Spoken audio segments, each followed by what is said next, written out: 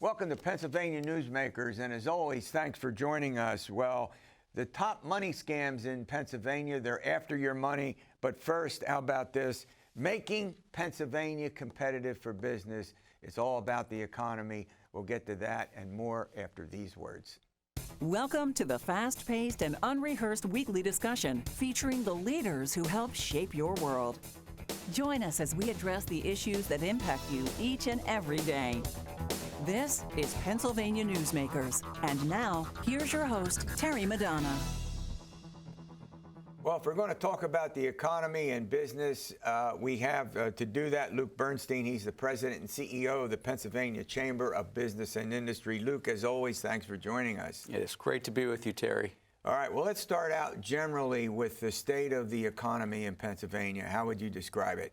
I think the state of the economy is fairly strong here.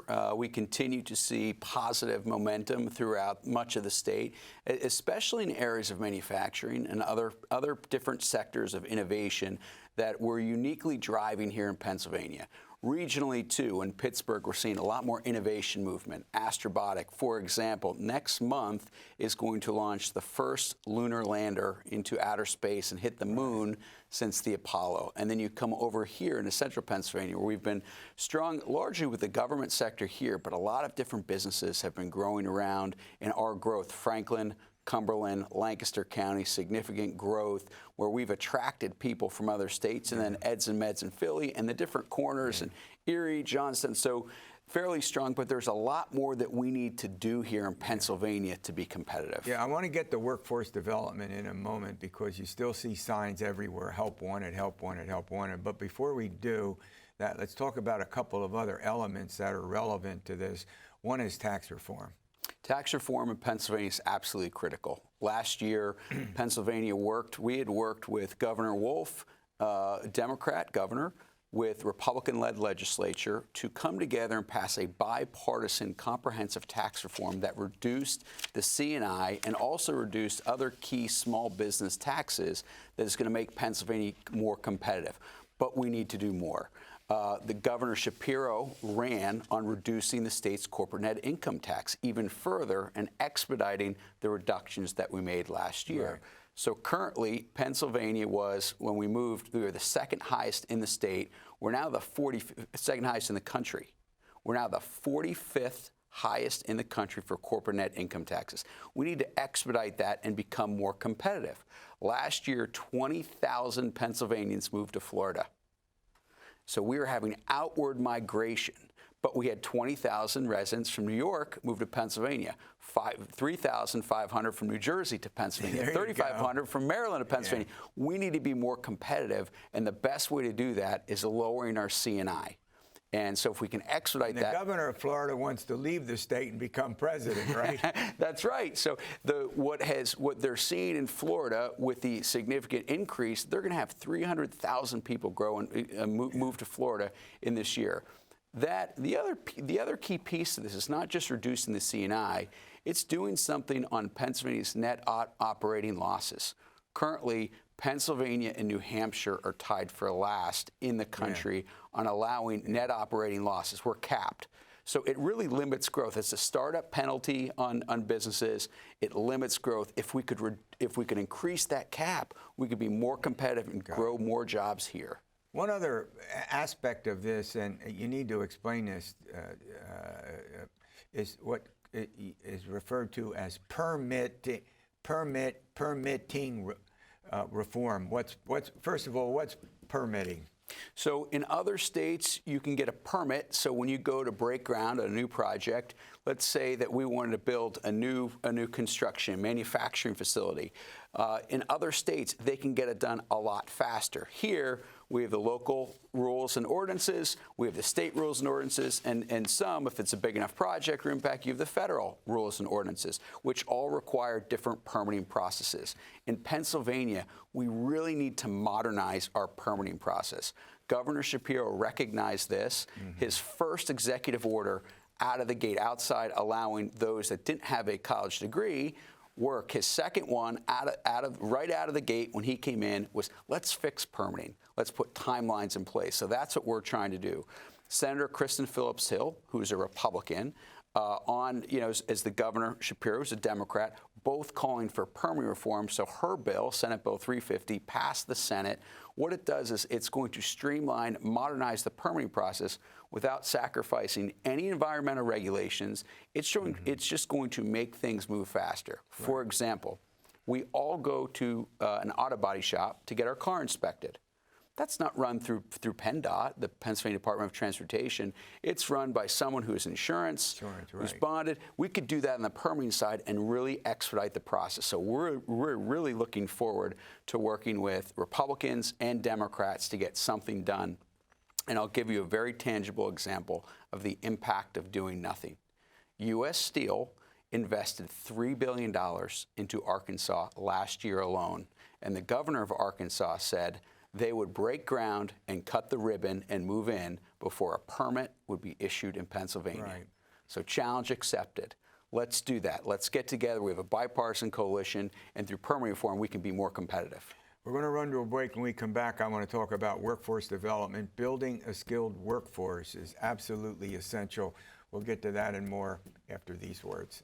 This broadcast of Pennsylvania Newsmakers is presented by the Pennsylvania Chamber of Business and Industry, the statewide voice of business, and by the Pennsylvania State Education Association, bringing the power of a great education to our schools, our students, and our communities.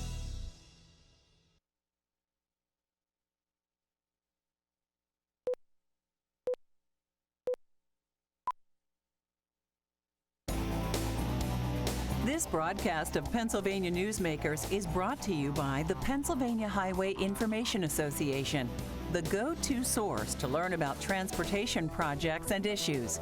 Please visit pahighwayinfo.org. And by the Pennsylvania Manufacturers Association. Business in Pennsylvania is our business. I'm talking with Luke Bernstein. He's the president and CEO of the Pennsylvania Chamber of Business and Industry. We're talking about the economy, particularly Pennsylvania's economy, and we're going to turn to something that's critically important, and that is a skilled workforce, finding people who can do the job, which is essential for business, or as you put it, sustained economic growth. And so you go everywhere and you see help wanted signs, help wanted signs, help wanted signs. And it's just not finding people to do the job, but it's finding people who can do the job and do it correctly, do it well. That's correct, and you're hitting on all the key points, because this is not just one issue here, one initiative there. It requires a large macro strategy, a comprehensive strategy, not a silver bullet solution here. So as we look at and break it down, we have the child care component, but you're talking about the different workforce component in terms of skills, the education. So if we're going to have an economic development strategy, we need a workforce strategy, and we really can't do that without the overtwine of training and education. So a number of different components in doing that, how we can align the educational drive with the education workers and the business community to say, this is not only what the jobs are today and the skills needed, but what is for 5, 6, 10 years, 15 years. The governor's done an interesting thing recently in terms of the state licensing boards. So he's trying to move forward through a new executive order to shorten the time and streamline the process to get licensed. So in Pennsylvania, for example, significant nursing shortage. How can we get nurses who have all the requirements into the field faster? Another key component to this, as we look at it, how we can look at people that aren't currently in the workforce. One of the things that we recently worked with in a bipartisan coalition was to get the clean slate law done, right, which if you have a different offense, some people, if it was a minor offense that was more than 10 years ago, it was prohibiting people from applying for promotion or a job. They're worried about reliving that. I'll tell you what's pretty fascinating. You talk about people with old criminal records. I mean, that's in a sense controversial, but you argue that it's worth doing. I do, and I think we saw the positive impacts from the clean slate legislation. It was a national model here in Pennsylvania, and what happened was it brought thousands and thousands of new people to the workforce. And so what we're trying to do is even expand that now and give people a chance, give people a second chance. If someone made a mistake 20, 30 years ago, does that mean that they shouldn't have for the rest of their life be able to get a job? I would argue no. And so what we're seeing as a result of it is more people coming, more people entering the workforce and being very productive. So this is an exciting piece of legislation. But again, in terms of overall workforce, it's getting the right training and educational needs so we can tap in and move forward. Before I let you go, how optimistic are you about these aspects of the economy that you're talking about? Pennsylvania's worth it, so I think we have to be optimistic. And we have so much potential here. If we get the right regulatory policies in place, Pennsylvania can return to being the force that it once was and will be into the future. Yeah. Well, look, I want to thank you for coming on and providing this update.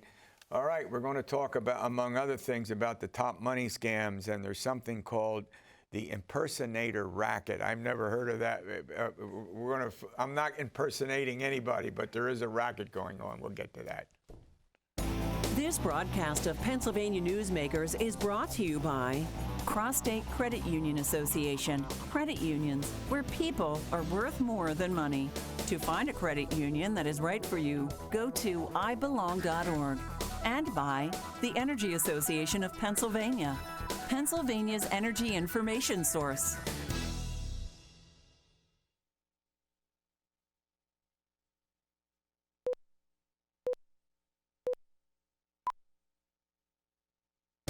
This broadcast of Pennsylvania Newsmakers is brought to you by the Association of Pennsylvania State College and University Faculties, representing the faculty and coaches who are devoted to providing quality public higher education for Pennsylvania's college students.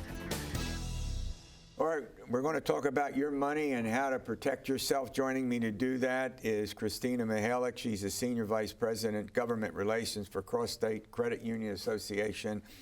And Nicola Foggie, she is the Chief Regulatory Officer with CrossState Credit Union Association. I'll tell you, Nicola, it seems like every day it's one scam after another. They're out to get your money, and in many cases they're succeeding, correct? You are correct, Terry, and it's only growing. So a growing number of Americans are falling victim to scams each and every day, and consumers are reported losing $8.8 billion to fraud in just 2022. There's been an increase, actually, of over 30% the previous year, so from 2021 to 2022. Well, let's start with a couple of the important ones. Here's one I never thought I would read. Cryptocurrency romance scams. You heard that right. Cryptocurrency romance scams. What is that? And then we can talk about how to keep yourself safe. Go ahead. Okay, so the cryptocurrency romance scams is a combination of a modern twist on those old romance scams. Do you remember when someone would connect with an individual on Facebook, get to know them a little bit, take their conversation offline to phone or text, and then they would get them to send them money? Well, nowadays, they actually talk them into downloading an app that was purposely created to defraud the person of their money. They actually even convince them that, hey, I'm putting my money in here. This is a great way to grow your additional savings, or here's a safe place for your retirement money, and you can grow it by exponentially. And then they end up absconding with their money. Yeah, and the way to stay safe? So the way to stay safe is you scrutinize any investment opportunity. Certainly speak to a financial professional with regard to that investment opportunity. And even if it appears to be a sophisticated investor speaking with you, make sure you check and double check. Yeah. Yeah. I'll tell you, I don't talk to anyone. They call me on the phone and I just say, I'm buying nothing. Exactly. And they hang up the phone on me. I don't have to hang up the phone. You didn't bite the bait. Yeah, that's right. All right, there's another one called payday loan scam. Yes. Payday loan scam. Take it. Really, the criminals exploit hardworking individuals by offering fake payday loans that will claim will help people settle their bills. So in short, they're offered a fake payday loan to settle their bills and are asked to place a deposit or a fee.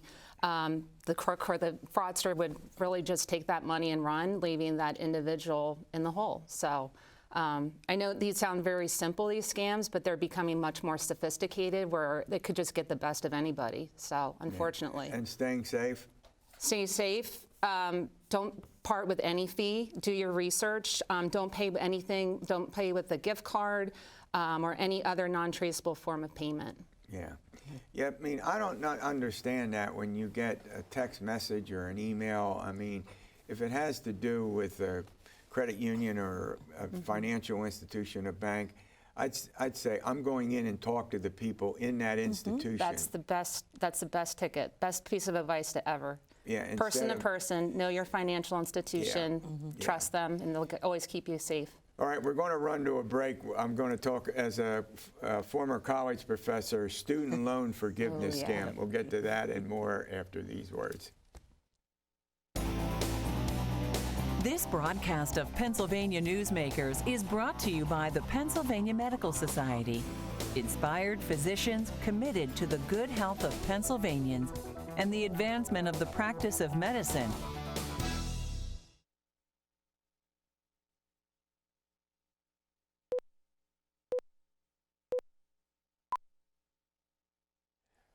All right, we're talking about a variety of scams, and let's now go to Nicola. Let's talk about the student loan forgiveness scam. So, Terry, this is very timely because, as we know, there is some news coming, likely today, that students will have to start repaying their student loans near the end of August. So this is about scammers trying to take advantage of Biden administration's plan to forgive student loans. And so fraudsters have taken the time over the last couple of years building phony applications, and the sites really are aimed at just gathering an individual's Social Security number, birth date, that private information. Is there argument that we're going to help you pay off the loan and we need this information to do that? Is that Absolutely. They give all kinds of reasons. So sometimes they target their targets by phone, and they pressure them. They talk fast and they try to pressure them into applying for some other type of forgiveness type deal, and they say, we can save you fees, we can save you money, we can help you pay off your loan, so give us your information. And the debt is often so high that students just say they're going to buy into it. Yes, well, students are feeling the pressure, of paying their student loans, and then certainly with the repayment planning to start soon, the scam is pretty convincing, and the individuals that are targeted are borrowers, and sometimes they're young borrowers, or sometimes they're desperate, and so they want help wherever they can find it. But you need to be careful. Right.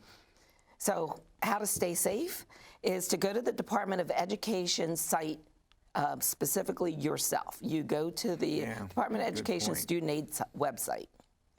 All right, here's something that I really think needs explaining. Bank impersonator racket, you call it. Well, this is a significant trend, and I actually almost succumbed to this, and I'm sure many others, but many of us set up a credit union, bank, or credit card online accounts to access them with a live code from the institution. So this case, a criminal has your credit union, bank, credit card information, username, and password login. So they will call you claiming to be from the financial institution and warning about a problem with your account. The caller will tell you they're emailing or texting a one-time passcode for the scammers to actually log in to attempt with your account information, which was triggered by your financial institution to send you the passcode. So handing that information over to the fraudster or criminals gives them full access to your accounts. So best way to protect yourself is never, ever give your one-time passcode to anyone. And if you do hang up on that individual, contact your financial institution and just make sure you contact that fraud department just to make sure that you validate. Saying, go to the institution itself. Exactly. Walk in the door and deal with somebody, you know, directly instead of on the online. The sophistication of technology. Well, Terry, there are a lot of folks that don't go physically into an institution, but some tips to remember if they are dealing online with an email or a link that's sent to them, don't click on anything. No. You know, immediately delete that email if you believe it's fraud. Make sure you're checking out the address that it's sent from, and if it's doesn't look familiar to you, you can go ahead and go to your institution's website directly yourself, or call. Absolutely. These financial institutions, including credit unions, typically have a member service or a customer service who you can talk to a person. Now, is this racket growing? Is it staying the same? Are It's people buying growing. into I it? mean, at least with impersonator racket, it's significantly grown from 2021. Imposter scams make up about $2.6 billion in 2022, and we're just seeing that skyrocketing. So the best way to protect yourself is in person. Don't share your passwords. Update your username, passwords, as often as you can. And I think the best takeaway from any of these scams that we discussed today is, if it's too good to be true, it probably isn't. So yeah, that's a good point. And we also, in a sense, when we're talking about impersonating, you have check washing scams, right? Oh, yeah. This is an oldie but goodie, but it's a new twist with the advancement of these really sophisticated computers and printers. They still do the age-old taking of an actual check. Somebody may have written a check. It may have been stolen out of someone's mailbox or even given to someone. They take it, they wash it with even household chemicals so that the printing on the check remains, but the ink washes off. And then they can insert their own amount, their own payee. Anything they want. Anything they want in there. They can turn a $25 check into a $2,500 check. And then they go and try to negotiate the check. Typically, somewhere like a check cashing place that doesn't leave much trail. So this really is a sophisticated scam in that they can make the checks look whatever way they want, and to someone at a financial institution processing it, it may look legitimate. And so the U.S. Postal Inspection Service recommends depositing your outgoing mail in an actual postal box. And actually at home, avoid leaving your mail in your mailbox overnight. You don't want it to get stolen and this to happen. And also, if you're going to be away, please have a neighbor, a friend, pick up your mail. Don't let it sit in your mailbox overnight. In the mailbox, that's a good point. Yeah. We also have fake ads on social media, correct? That's another aspect. And, yes. Again, what they're trying to do there is to take an order and get a payment, and you don't get what you bought. Right. That's pretty much it. Yeah, you'll have scammers place fake ads on social media sites for products at too good to be true prices. I could be a sucker for that myself. So they take your order and payment info and tell you the item's not in stock right now, and they promise a refund is on the way, but it never arrives. So that's the scam. Yeah. So. And I'll tell you, what's really fascinating is the complexity and the number of these scams. Yes. Oh, yes. Absolutely, and we need your help. If you come across any one of these situations, we want you to stay safe, but we also want you to report it. So report it to your financial institution, report it to the Federal Trade Commission. All right, we're done. Thanks for watching us.